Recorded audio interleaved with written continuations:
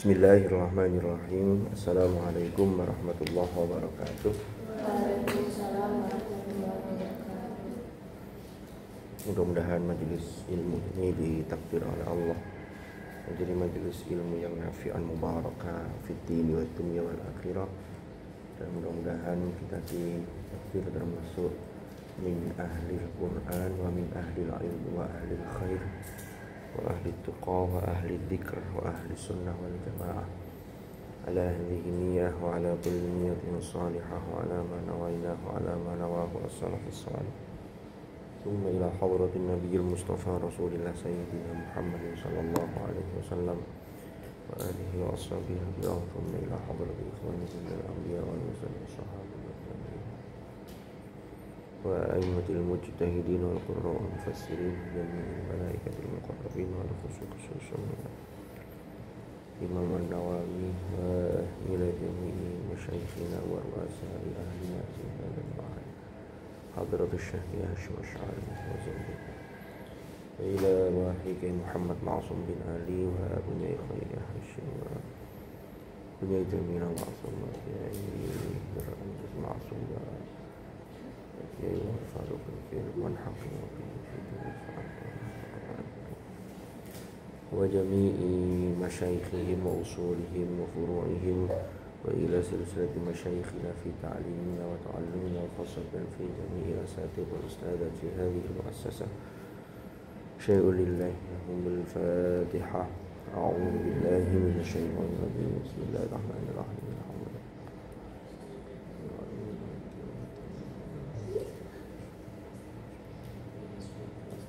walaupun itu ada yang berdiri aja, siapa yang lurusnya situ berdiri terus dipegangin, insya Allah nggak jatuh gitu. Bismillahirrahmanirrahim. Qala al-muallif rahimahullahu ta'ala wa nafa'ana bihi wa bi'ulumihi fid dharain amin. Al-babu tsalitsu, utawi bab yang ketiga, fi ikrami ahli al-Qur'ani, menjelaskan dalam hal menghormati ahlul Qur'an, wan nahyi an izaihim, dan larangan menyakiti terhadap mereka, larangan terhadap menyakiti mereka, para ahlul Qur'an. Jadi ahlul Quran itu penafsirannya luas, cuman yang paling dekat, yang terlihat itu kalau orang dititipi oleh Allah hafalan Al-Quran, itu tinggal menjaga sikapnya, tinggal menjaga keistiqomahannya, perilakunya, maka dia termasuk min ahlil Quran. Apalagi kalau levelnya itu sampai pada wa minhum sabiqum bil khairati biiznillah, itu level yang tertinggi di antara ummah di antara ummatul ijabah. Ummatul ijabah itu adalah orang-orang yang sudah beriman, ya, apalagi sudah diamanati Al-Quran.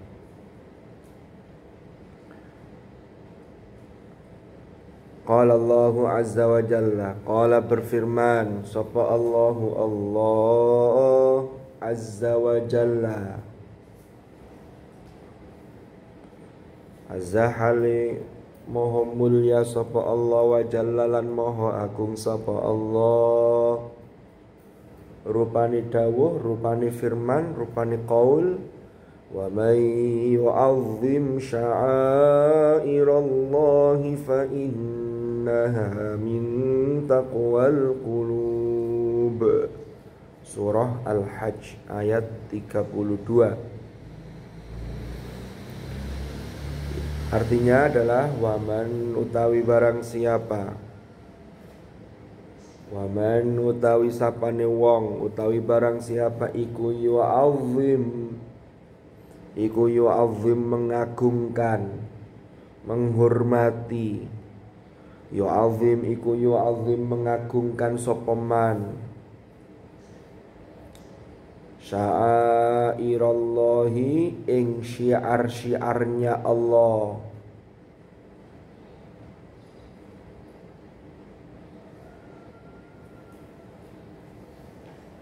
Fa inna mongko sak temene sya'airallah termasuk mengagungkan, maksudnya sesungguhnya mengagungkan sya'airallah, syiar-syiar Allah iku min taqwal qulub, berangkat dari ketakwaan hati.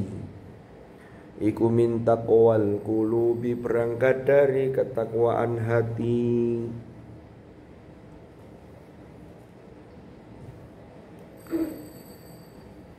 Syiar-syiar Allah, syiar itu apa, Rek? Di Mekah itu ada Masy'aril Haram. Terus ada juga ayat Innas Safa wal Marwata min sya'airillah. Sesungguhnya Safa dan Marwah itu termasuk di antara syiar-syiar Allah. Muzdalifah, ya, itu juga Masy'aril Haram, yaitu tempat-tempat syiar Allah. Apa maksudnya? Yang bisa jawab saya kasih hadiah. Silakan. Atau ada yang mau mencoba menjawab? Enggak apa-apa, salah enggak apa-apa.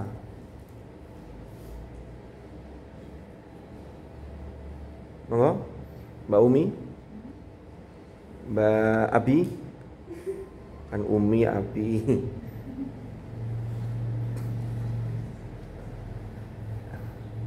Apa, Rek? Mbak Kaila? Mbak Firda? Mbak siapa? Siti? Siapa? Siapa sampean? Ziza. Mbak Ziza? Mbak Ziza ini kuliah apa aliyah? Sanawiyah? Oh. Kelas berapa? Soalnya bisa loh, segini kuliah gak apa-apa. Sekolahnya akselerasi. SD 2 tahun, MTS 1 tahun, aliyah 1 tahun. Terus kuliah, tapi gak tahu kuliahnya di mana. Ayo, Rek, monggo yang mau jawab.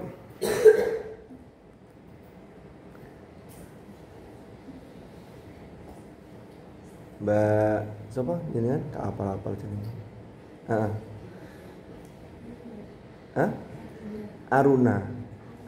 Aluna. Oh, R tapi nggak bisa baca R jadi L ya. Aluna. Gimana Mbak Aluna? Amen. Mbak siapa? Kilana. Oh, kalau ini R ya, Kirana. Mbak Aruna sama Mbak Kilana. Apa? Ya Allah. Oke, jadi wes kadang jawab ini. Ayo, yang mau jawab. Mbak siapa? Pojok Mbak siapa? Mbak Cek, siapa? Siapa? Mbak Juga. Eling jene keliru. Mbak Juga. Jadi sya'airallah itu bentuknya banyak. Bisa berupa simbol-simbol. Contoh ya, tadi ya, seperti dalam ayat Al-Qur'an ada ayat Innas Safa wal Marwata min sya'airillah. Safa Marwah itu tempatnya apa, Rek? Sa'i. Dimulai dari Safa sampai Marwah, balik lagi ke Safa, sampai berakhir di Marwah. Itu 7 kali. Seret balik ini. Lah, Safa dan Marwah itu termasuk di antara syiar-syiar Allah. Apa syiar-syiar Allah itu? Simbol-simbol yang di situ mengingatkan seseorang kepada Allah atau kepada satu peristiwa yang peristiwa itu mengingatkan kepada Allah. Safa Marwah ada peristiwa apa dulu? Sebelum disyariatkannya rangkaian ritual ibadah haji, Sayyidah Hajar alaihassalam. Jadi Sayyidah Hajar, ibundanya Nabi Ismail, itu ketika ditinggalkan di Bakkah, ya, biwadin ghairi dzi zar'in, itu akhirnya tidak nemu air karena perbekalan sudah habis. Itu dari Safa ke Marwah, Marwah balik lagi Safa. Untuk apa? Untuk berjuang, berusaha mencari air, karena ini perbekalan sudah habis. Sementara anaknya Ismail itu butuh asupan. Ya, beliau ibunya juga butuh asupan. Wah, akhirnya berusaha luar biasa. Tapi usaha ini dimulai dari Safa. Apa artinya Safa itu? Safa itu maknanya artinya jernih, lembut, bening. Marwah itu artinya apa? Artinya adalah rela, berpuas diri, bersyukur, yaitu Marwah. Pesannya apa? Memang ibadah haji itu, sekarang kan musim haji nih, itu memang harus dilakukan. Jadi seperti orang melakukan umroh, baik umroh sunnah ataupun umroh wajib yang untuk haji, itu kan gandengannya tawaf, sa'i, tahallul. Lah, sa'i itu harus dilakukan, tetapi harus bisa menangkap pesan-pesan di balik sya'airillah itu. Apa pesannya? Kan begini. Oh, berarti orang itu dalam kehidupan itu harus ada gerak dinamis. Termasuk dalam menjemput rizki, bentuknya apapun rizki itu ada bentuk gerakan dinamis. Makanya ayat Al-Qur'annya terkait jaminan Allah terhadap rizkinya makhluk, wa ma min dabbatin fil ardi illa 'alallahi rizquha. Kenapa menggunakan dabba? Dabba itu sesuatu yang makhluk yang melata. Melata itu berarti apa? Melata itu berarti ada gerakan. Manusia masuk di situ. Tapi kalau mau dapat rizki, berarti ada gerakan. Bukan tungguk duduk diem, ditinggal tidur. Nanti kalau lapar waktunya makan, ayo makan dewe ya. Enggak, harus ada gerak. Makanya jadi orang jangan mager. Saya pernah merasa mager pas liburan. Di depannya hanya HP, leye pagi bangunnya siang, malam tidurnya malam, jam 12 cek nyekrol. Disuruh cuci piring nggak cuci piring, malah cuci kaki. Wow, begitu mager. Ditanya, kamu kenapa kok mager? Kamu kenapa kok nggak mau? Mager. Lawong sehat bisa bergerak kok pinginnya mager. Yang nggak bisa gerak itu lo pinginnya gerak. Saya tanya tuh, kalau ketemu orang yang mohon maaf terkena serangan stroke, cuma gini tok, duduk di kursi roda, apa yang beliau inginkan? Sampean pengin nopo? Aku pengin isok pelayon. Sampean sing isok pelayon gak gelem, nah itu kan repot ini. Ya memang manusia itu serba repot ya, manusia itu karepe dhewe ini.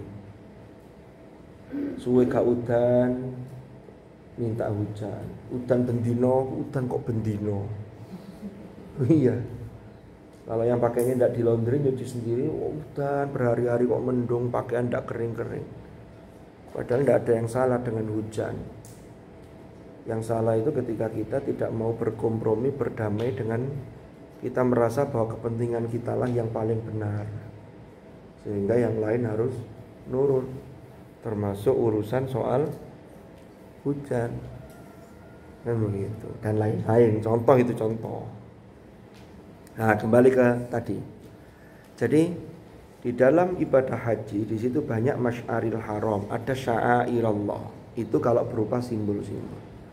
Ada lagi yang lain kalau kaitannya dengan konteks ini, ikram ahlil Quran, maka orang yang hafal Quran itu termasuk min sya'airillah. Makanya kalau orang ini sudah min sya'airillah, dia harus bisa menjaga dirinya agar layak dan pantas sebagai bagian dari syiar-syiar Allah. Paham? Jangan sampai orang hafal Quran koyok wong sing gak hafal Quran. Mesti kata masyarakat begini, arek iku lho. Biyen ndek pondok jare ngapalno Quran, kok kelakuane koyok ngono. Pulang jam 12 malam goncengan sama cowok umpama lo ya, tapi nggak di sini. Itu enggak pantas begitu itu. Jangan menodai ketika sampean sudah menjadi bagian dari min sya'airillah. Tapi juga enggak boleh menghargai diri sendiri terlalu tinggi. Kamu enggak tahu saya ya. Wah, saya itu hafal Quran. Kamu harus menghormati saya.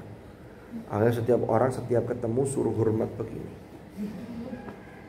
Memang sampean itu bendera gitu. Nah, ini sya'airillah. Ini tuntutannya ada pada kita. Ini kemarin sempat kita singgung juga. Kita harus menghormati. Jadi kalau ada orang Allah titipkan ilmu kepada dia, maka kealiman seseorang itu termasuk bagian dari min sya'airillah. Saya melihat orang sealim seperti Gus Baha, itu melihat beliau itu kita termotivasi, ini juga bagian dari min sya'airillah beliau itu. Paham maksud saya? Jadi ada orang-orang alim seperti beliau ketika saya ngaji ke sana, ya itu beliau baru lewat saja, lihat dengan kesederhanaan beliau, belum ngendikan apa-apa, belum ngomong apa-apa, itu sudah hati itu rasanya ya Allah, sudah kok alim sekali. Saya tahu kalau beliau ngaji itu ya, baca kitab Ihya begitu ya, yang baca santri-santri dari keluarga sarang kalau Ihya. Kalau Risalah Ahli Sunnah wal Jamaah kemarin ya dari Tebuireng itu. Setelah itu beliau menjelaskan. Itu kalau menjelaskan satu kata lalu ada syawahid atau ada yang menguatkan di kitab yang lain, itu beliau minta diambilkan kitab yang lain. Cung, ambilkan kitab, kalau Laut Jawa Tengah manggilnya Cung ya, pendereknya beliau, diambilkan kitab ini. Jadi kalau mutolaah itu tidak hanya satu kitab, tapi kitab ini di sini itu terkoneksi, nyambung. Jadi itu luar biasa. Nah, kita melihat hal begitu itu, ya memang Allah itu menitipkan ilmu, tapi ilmu itu hanya dititipkan pada orang-orang yang betul-betul hatinya bersih dan sudah melakukan riyadhah, sudah melakukan ikhtiar dan riyadhah. Baik riyadhah itu secara zahir dan riyadhah secara batin. Karena ilmu itu cahaya.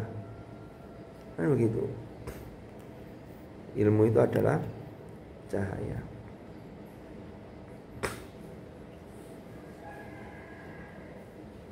Wa may yu'azzim sya'airallah, makanya orang yang mau mengagungkan sya'airallah itu juga berangkat dari ketakwaan hati. Kalau orang takwanya tidak baik, maka pergi haji pun melakukan tawaf, melakukan sa'i, tidak berdampak pada hatinya. Makanya ketakwaan itu kan harus diasah terus. Takwa itu adalah prestasi ruhani. Itu harus diasah. Kalau itu diasah terus, maka nanti hati itu menjadi bersih. Kalau bersih, maka dia mudah memantulkan yang namanya cahaya, memantulkan yang namanya kebenaran. Makanya terkenal sekali kan Imam Ghazali itu mengibaratkan itu hati itu seperti cermin. Kaca itu loh. Cermin itu akan menampakkan sesuai dengan apa yang ia pantulkan itu kalau cermin itu bersih. Tapi kalau cermin itu kotor, apalagi sudah rusak belakangnya itu, kan cermin itu ada belakang lapisannya itu ya, itu sudah ngelentek itu apa? Terkelupas, rusak, lalu depannya pecah-pecah, dia menampilkan tidak seperti aslinya. Sama dengan hati. Makanya hati yang paling dalam, yang masih di situ ada pancaran ruh ilahi. Rasulullah kan pernah ditanya oleh salah seorang sahabat, ya Rasulullah, minta nasihat. Jawabannya sederhana, sal dhamira, tanyalah hati nurani. Karena Rasulullah tahu yang tanya ini orangnya masih baik, jernih hatinya. Tapi hati itu seperti cermin tadi, itu kotor kalau kita banyak melakukan dosa. Nah, dosa itu yang akan menutup cermin-cermin itu. Makanya jangan heran kalau ada orang yang sudah hobi melakukan dosa atau melakukan dosa kecil yang dianggap kecil, bohong saja. Biasa bohong, bersilat lidah.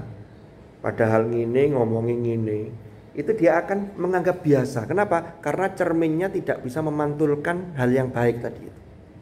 Ketutup dengan bohong.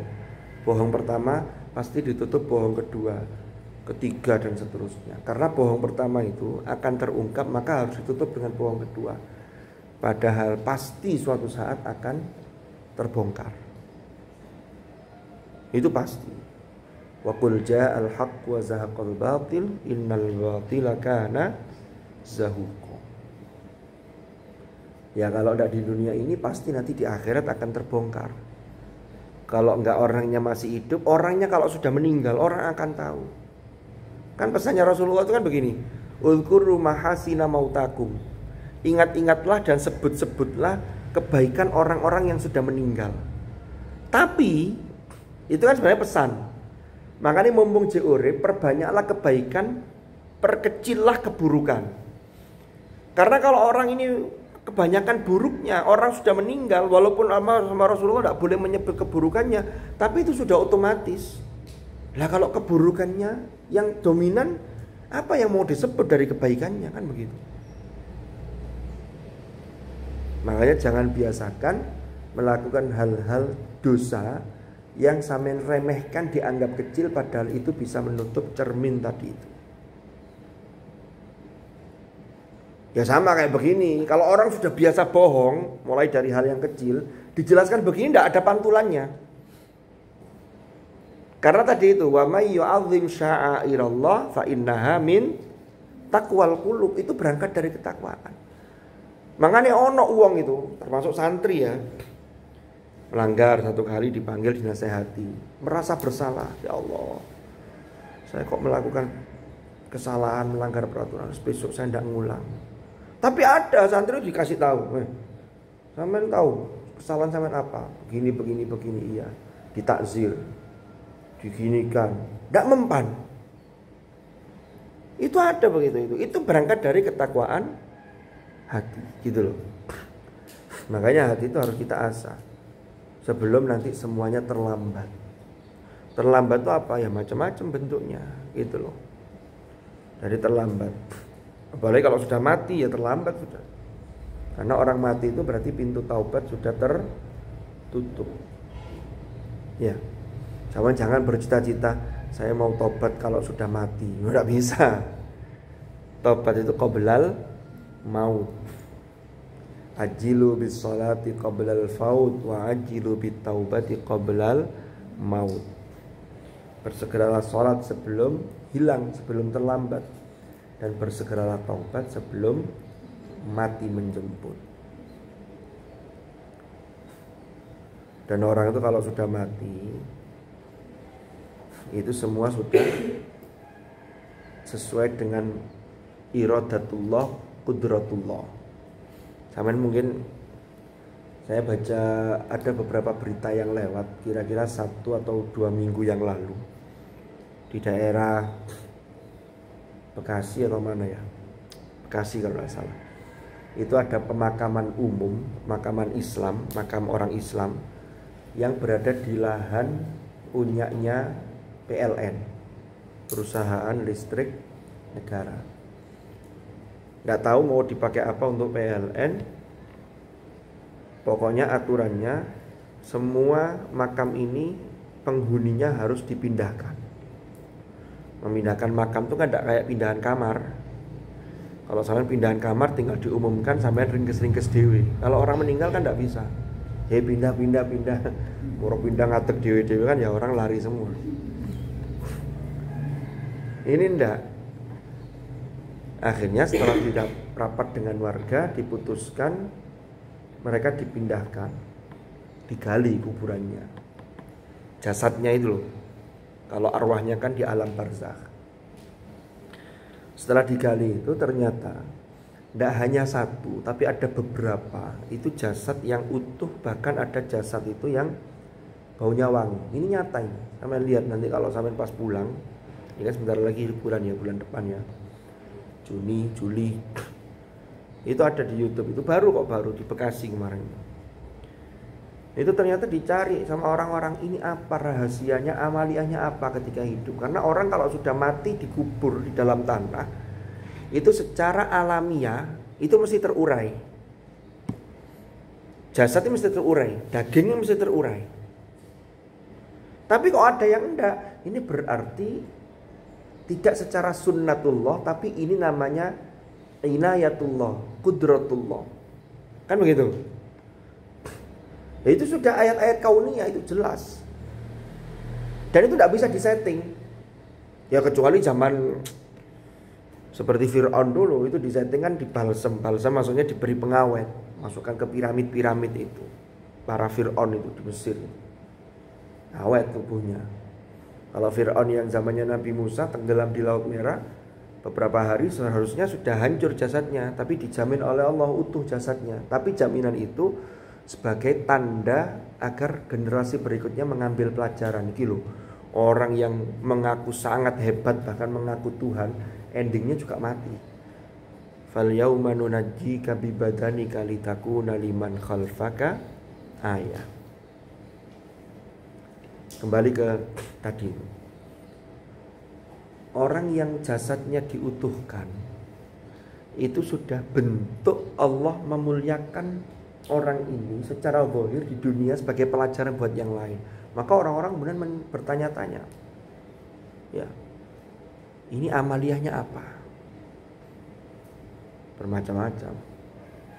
Ada yang guru ngaji, dia sabar. Ada yang penghafal Quran, tapi ada yang bukan penghafal Quran tapi ahli sedekah. Dan seterusnya. Ini bermacam-macam. Apakah penghafal Quran jasadnya utuh? Idealnya iya, tetapi tidak semuanya. Kenapa? Karena tadi itu penghafal Quran ini jangan sampai menjadi yang level faminhum zalimul linafsi. Kalau zalimul linafsi dia sudah dititipi hafalan Quran, tapi dosanya jauh lebih banyak dibanding kebaikannya. Saya bilang dititipi hafalan Quran itu jangan ngeremehkan bahwa walaupun baru 1 juz. Saya kan belum hatam, baru juz 30. Sama itu juga dititipi sampean. Apalagi yang 30 juz gitu loh. Paham ya? Jadi semuanya kena khitab. Jangan merasa nyantai, saya kan baru 15 juz loh. 15 juz itu juga fadl, itu anugerah. Karena tidak semuanya orang bisa mencapai pada tahap 15 juz. 1 juz, tidak semua orang bisa sampai 1 juz. Wong kadang baca saja banyak yang gradul-gradul. Gradul apa? Dia tidak bisa baca. Baca Quran, bukanya dari kiri ke kanan. Bacanya dari kiri ke kanan. Ya opo mocone. Ternyata yang dibaca tulisan Latin. Kan Yasin kan ada Latinnya bawahnya itu kan. Wes keliru kabeh. Ada nggak di masyarakat yang begitu? Banyak. Jadi sampean itu harus menikmati anugerah Allah yang luar biasa.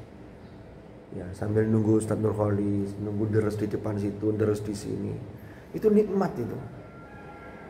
Sambil nunggu mau setoran, persiapan. Itu nikmat. Kalau sampean persiapan kok nggak bisa menikmati, ini berarti ada sesuatu. Minta wal kulubnya ini dipertanyakan. Paham ya? Syairullah itu luas cakupannya. Tapi dalam konteks ini yang dimaksud oleh Imam Nawawi. Kenapa mengutip ayat ini? Itu agar kita juga menghormati para penghafal Quran. Menghormati guru-guru TPQ. Walaupun tidak hafal Quran, guru-guru Quran. Kalau dalam skala lebih luas termasuk orang yang dititipi ilmunya. Ya guru-guru kita. Semuanya. Sampeyan mau menghormati, itu bagian dari ketakwaan. Ada nggak murid yang tidak menghormati guru? Ada, berarti ketakwaannya tidak bagus. Karena yu'azzim sya'airallah wa may yu'azzim sya'airallah itu min taqwal qulub. Ada murid itu diingatkan gurunya mangkel. Terus nang ndi gurunya dirasani. Gurunya jelaskan, ditirukan. Ono ngono iku. Ada ya? Ada. Saya tuh masih ingat, ini cerita zaman dulu. Enggak tahu sampean usia berapa waktu itu. Saya kan pernah tinggal di sini kan 5 tahun dulu ya. Ternyata saya riwariwi dari Malang itu sudah 10 tahun. Saya dulu tahun 2010 sampai 15. Lah kok beberapa pelanggaran santri termasuk yang cebet itu seringnya itu kok ketemunya itu langsung ketemu saya. Ya saya juga enggak tahu. Ada anak santri Pondok Putra yang pacaran, nurunkan pacarnya di bonceng itu dekat situ. Ketahuan langsung di depan mata saya. Coba itu. Ada 2 santri putri, saya tidak cerita lokalnya. Tiba-tiba saya pas ke pasar Legi Jombang itu, ketemu saya. Ternyata dia itu ngobrol dengan temannya di Messenger nggak bisa dibuka ya, tapi saya bisa waktu itu ya. Di Facebooknya, sama itu kan masih FB ya, TikTok kan belum kayak hari ini ya. Itu kan ada teman-teman yang menyembunyikan HP itu. Itu komen-komenan sama temannya. Iya tadi ketemu, nggak disebut nama saya. Tiba-tiba nongol aja udah kayak setan. Saya tidak bisa mengakses dia dari akun saya karena akun saya waktu itu banyak diblokir oleh santri-santri sebelah. Apalagi santri yang bermasalah. Kalau santri yang tidak bermasalah tidak ada masalah. Oh itu santri-santri yang bermasalah. Saya masuk dari akun lain dari ini. Arah-arah ini. Jadi karena tidak senangnya itu karena tadi itu. Karena diingatkan tidak mau. Karena dia merasa kebebasannya terusik. Nah itu sampean lihat. Itu kalau ada santri seperti itu berarti takwanya di dalam hati itu perlu dipertanyakan. Karena ayatnya wa may yu'azzim sya'airallah fa innaha min taqwal qulub. Sampean sekarang enggak usah lihat temannya, sampean dhewe ae. Kalau ada yang ingatkan sampean untuk baik, entah ustadz sampean, entah teman sampean, entah guru sampean, entah pengasuh sampean, umpama lo ya. Sampai ditanya, sampean kenapa kok begini? Mbok yo jangan gitu. Sampean mbok gayae lek ngarepe pas dituturi ndingkluk karena ndak ada yang nantang. Nggih. Tapi hatinya bergejolak. Hati-hati. Ini berarti hatinya ndak bersih. Cerminnya tadi itu banyak nodanya, paham? Wes nggak usah lihat orang lain, koreksi diri kita aja. Tapi kalau sampean dituturi, sampean bersyukur ya Allah, alhamdulillah masih ada yang mau merhatikan saya, masih ada yang mau peduli sama saya dan masa depan saya. Karena kalau dipikir secara logis, saya dengan sampean atau dengan Ustadz sampean dengan sampean, pengasuh sampean dengan sampean, iku sampean nanti sukses atau nanti tidak sukses masa depan sampean, itu tidak ada untungnya buat kita di dunia ya. Saya mau sukses mau enggak urusannya sampean. Tapi kan dalam Islam itu kan hidup tidak bisa sendiri-sendiri. Yang orang yang lebih sepuh, lebih tua, apalagi guru sampean, itu punya kewajiban moral mengingatkan sampean. Maka sampean diingatkan. Sajane lek cul-culan wis babak karepmu. Kamu rusak ya rusak sendiri, toh nanti di akhirat urusannya masing-masing. Tapi kan tidak bisa seperti itu gitu loh. Ada lagi yang diingatkan itu merasa sudah besar. Saya sudah kelas 3 aliyah, balik dihilangno. Saya sudah kuliah, diingatkan terus. Saya kan udah besar. Iya, orang itu sebesar apapun, ya, termasuk sebesar saya begini, itu tetap harus ada balance, harus ada yang bisa memberikan masukan. Termasuk dari pasangan kita. Kan begitu. Jadi tetap saling mengingatkan. Itulah yang dalam Al-Quran itu kan orang yang tidak rugi itu termasuk diantaranya watawasau bil haq watawasau bis sabr gitu loh. Jadi jangan merasa besar, sudah di rumah diingatkan orang tuanya tidak terima. Iya ya Bu wis ngerti, aku lu wis gede. Iya gede tapi gede akeh sing nggak ngerti akeh. Paham? Gitu. Nah ngerti itu maksudnya apa? Ngerti itu ya sejalan dengan ilmunya, berarti akhlaknya muncul, adabnya muncul. Itu berangkat dari mana? Dari ketakwaan hati. Fa innaha min taqwal qulub. Jadi lek diingatkan kebaikan kok tidak mempan, hati-hati. Jangan-jangan hatinya mati. Orang kalau sudah hatinya mati itu melakukan kesalahan dianggap hal biasa. Bahkan ada orang yang melakukan maksiat itu bangga dengan maksiatnya. Di dunia luar sana hati-hati.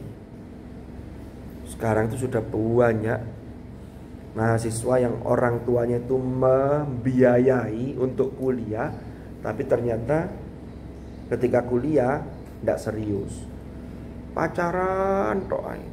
Ada. Sampeyan jangan punya cita-cita yang begitu, naudzubillah. So pengen ndang lulus kok pondok ndang kuliah. Apa? Enak kuliah bebas, iso pacaran. Loh, niatnya kok itu mereduksi niat kuliah itu. Paham ya? Sing akeh ndonga. Ya Allah, minta perlindungan pada Allah agar hidup kita selamat dunia dan akhirat. Wa qala Allah Ta'ala, wa qala dan berfirman sapa Allah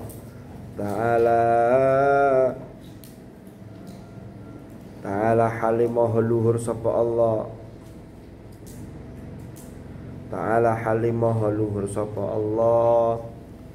Firman-Nya di ayat yang lain, ini surah Al-Hajj ayat 30, wa may yu'azzim, waman barang siapa utawi waman utawi sapane wong iku yu'azzim mengagungkan sapa man hurumatillahi ing hal-hal yang dihormati oleh Allah. Jadi Allah itu menghargai, Allah itu menghormati. Hurumat, menghormati, nanti ada kaitannya dengan sesuatu yang haram. Contoh begini, laki-laki dan perempuan yang belum diikat dengan ikatan pernikahan yang sah, maka dia sentuhan saja haram, apalagi naudzubillah sampai berbuat zina. Itu kan sesuatu yang sakral, sesuatu yang harus dilindungi. Makanya nanti muncul hifdzun nasal. Maka kalau orang menjaga ini, itu termasuk yu'adzim hurumatillah. Karena orang itu menghormati, memuliakan manusia. Kok manusia menjatuhkan dirinya, ini berarti tidak mengagungkan hurumatillah. Faham? Khomer, narkoba, minuman keras, oplosan, tidak boleh, haram. Kenapa? Karena fisik ini titipan, ini harus dihormati. Jangan asal-asalan dalam menggunakan, karena semuanya akan dimintai pertanggungjawaban. Innal juz 15 itu surah Al-Isra itu. Innas sam'a wal basara wal fuada kullu ulaika kana anhu mas'ula. Kan begitu. Ada hadis la tazulu qadama abdin hatta yus'ala an umurihi fima afna.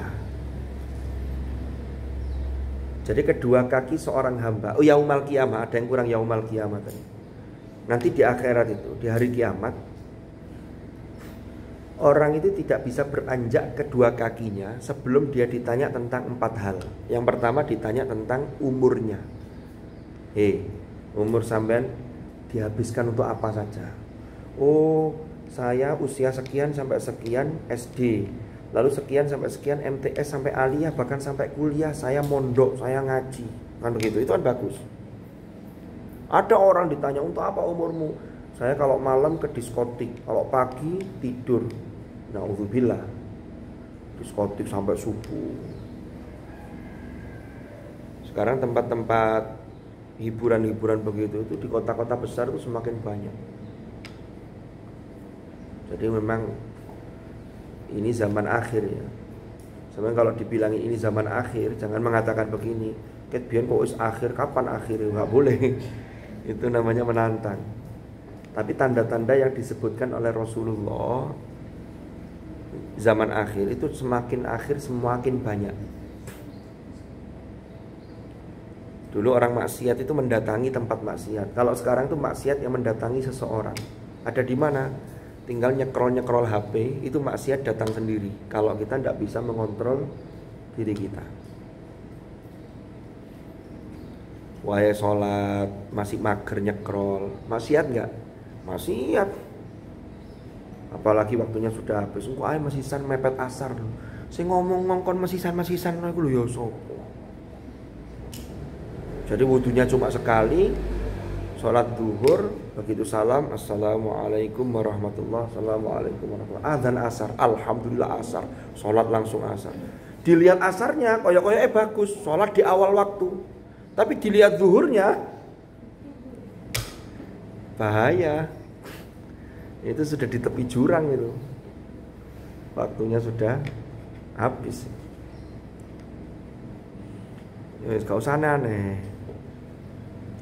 Hidup sekali nggak usah aneh-aneh. Jangan sampai kita ini pergi meninggalkan dunia ini lalu dikenang sebagai orang yang aneh-aneh. Ustaz, lu tapi kan ini Ustaz, katanya hidup itu biar ada seninya. Masa urip lempeng terus. Iya, kalau kemudian orang yang beleyot sedikit kemudian masih punya kesempatan tobat. Lah kalau pas beleyot Israel menjemput gimana? Makanya jaga keistiqomahan, jaga kebaikan, karena orang itu akan diwafatkan sesuai dengan kebiasaannya.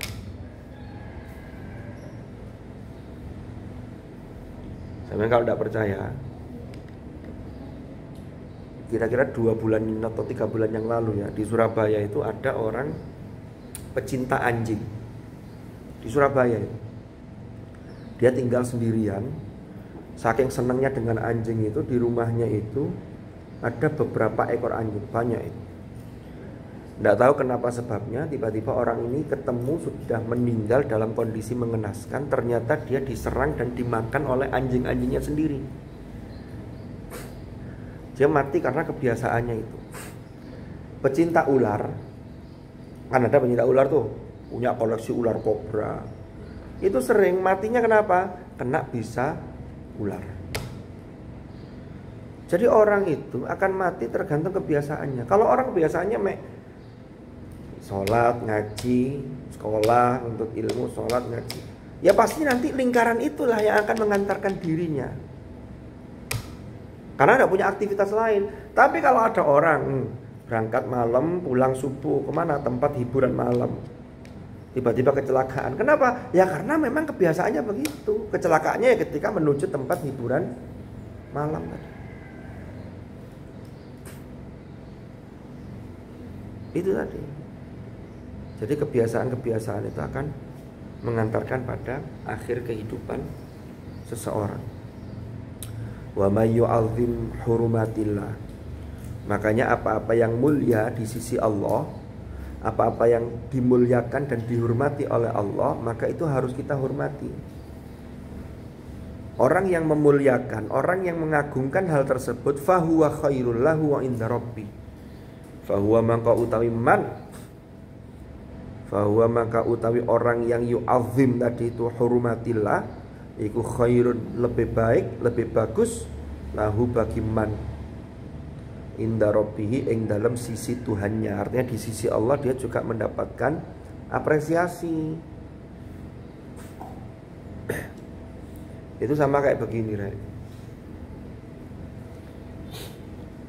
Sampean kalau menghormati ustadz atau pengasuh sampean, jangan keluar tanpa izin, jangan cebet, jangan ini.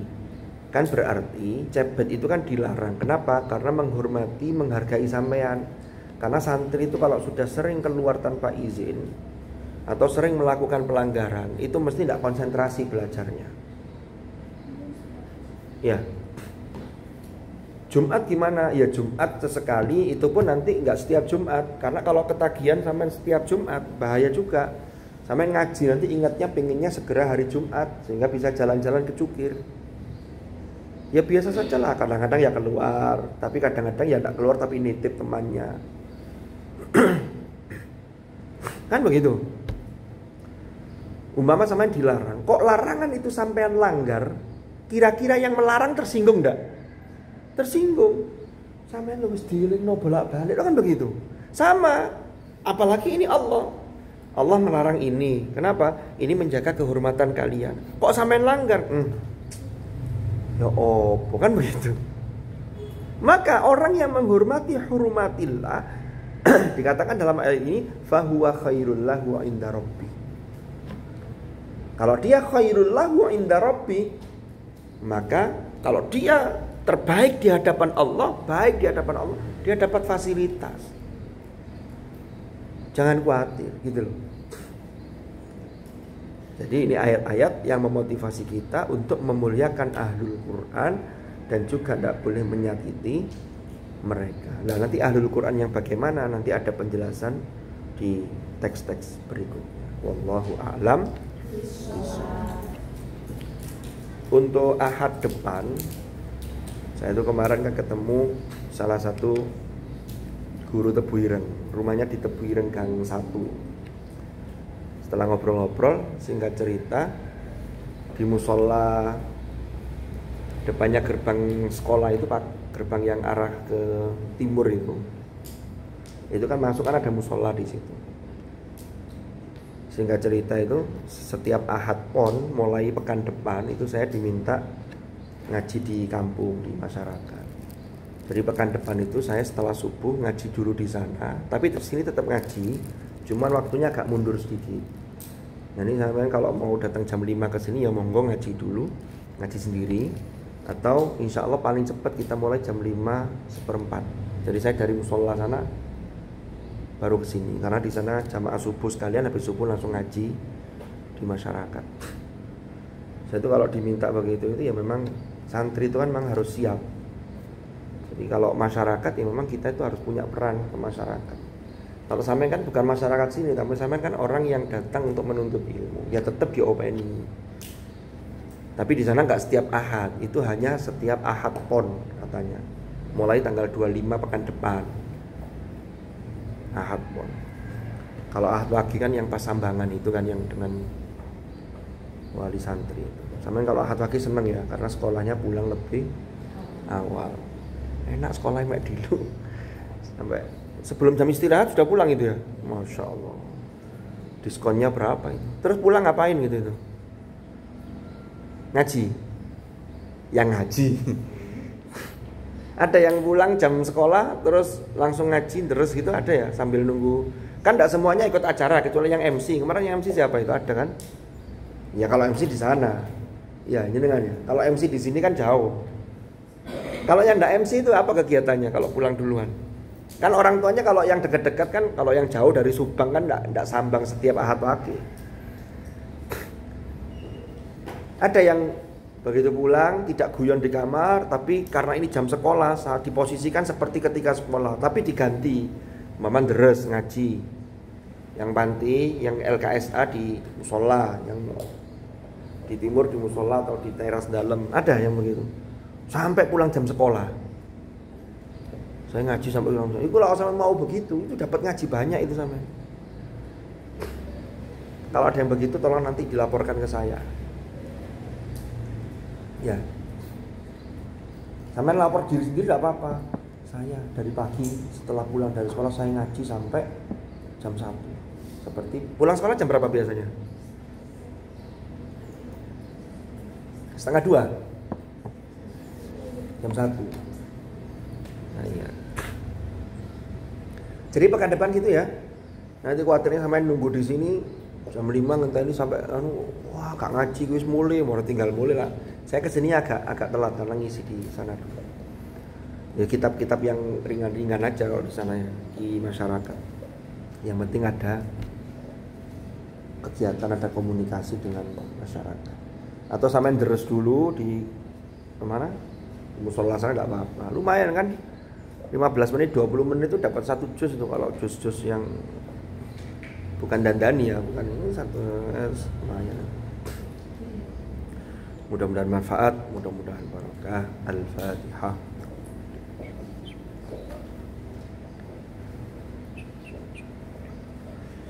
Bismillahirrahmanirrahim. Alhamdulillahirabbil alamin. Allahumma shalli wa sallim ala sayyidina Muhammadin karimil aba'i wal ummahat.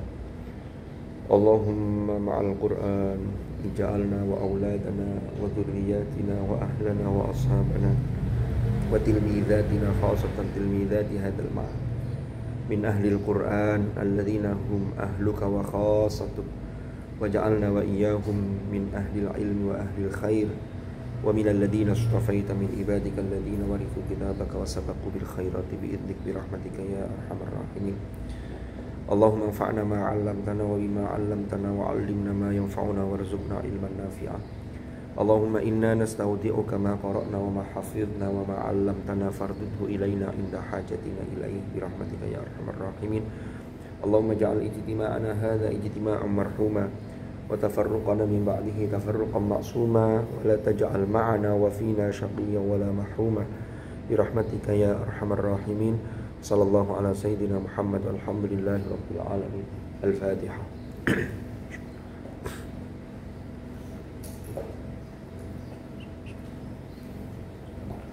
Allahumma arhamna bil Qur'an waj'alhu lana imaman wa nuran wa rahmah.